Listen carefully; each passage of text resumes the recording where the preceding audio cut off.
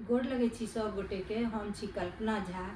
आई अपने लोकनिक बीच ममता जी एकटा बेटी कुमार गीत प्रस्तुत कर रहल छथि। हम संग दऽ रहल छियनि। आशा करैत छी जे अपने लोकनि के नीक लागत।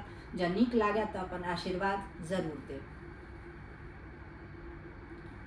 मोतिया बरन ऐसन सुंदर हो बाबा, फूलबा ऐसन सुकुमारी,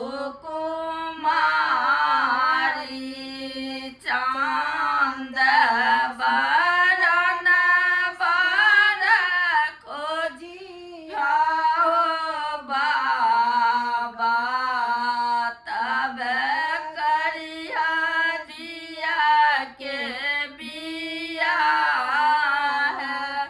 एतना बचन जब सुनलानी बाबा, सुतल बाबा उठल चेहाई है। हाथ ले लठिया लपेटी ले पगिया, चली भेला मगह मुंगे रहे। उतर खोजल बेटी दक्षिण खो जल खो जल मगह मुंगे रहे।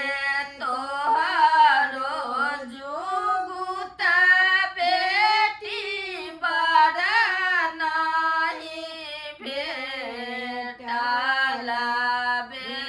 भेटल तपसी भिखारी।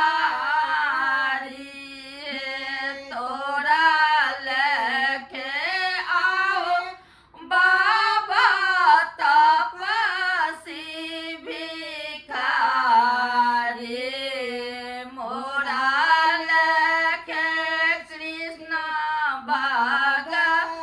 भगवान है। तोरा लेके आओ बाबा तपसी भिखारी, मोरा लेके कृष्ण भगवान